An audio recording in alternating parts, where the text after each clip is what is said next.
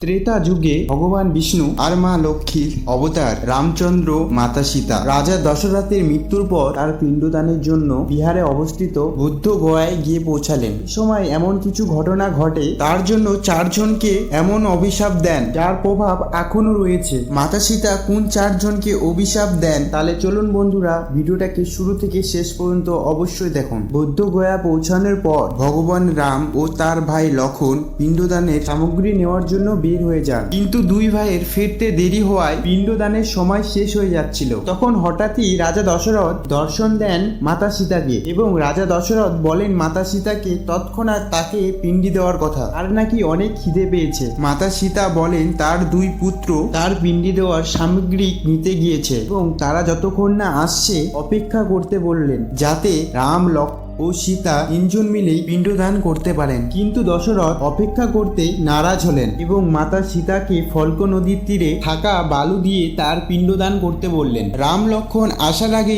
সব রীতি মেনে ফল্ক নদীর তীরে রাজা দশরথের পিণ্ডদান করলেন। পিণ্ডদানকালীন সেখানে 5 জন সাক্ষী ছিলেন, অর্থাৎ যারা মাতা সীতাকে পিণ্ডদান করতে দেখেছিলেন। তারা হলেন যথাক্রমে অক্ষয় বট, যার মানে বট গাছ, ফল্ক নদী, একটি গরু, একটি তুলসী গাছ এবং একজন ব্রাহ্মণ ছিলেন। যখন রাম ও লক্ষ্মণ ফিরে আসলেন এবং পিণ্ডদানের বিষয়ে জিজ্ঞেস করলেন, তখন মাতা সীতা সময়ের গুরুত্ব বুঝিয়ে বললেন যে তিনি পিণ্ডদান করে দিয়েছেন। নিজের কথা সত্যি প্রমাণ করার জন্য মাতা সীতা রামকে ওই 5 জনের কাছে নিয়ে গেলেন এবং ওই 5 জনকে রামের সামনে সত্য কথা বলতে বললেন। কিন্তু বটগাছ ছাড়া সবাই এই কথাটিকে অস্বীকার করলেন।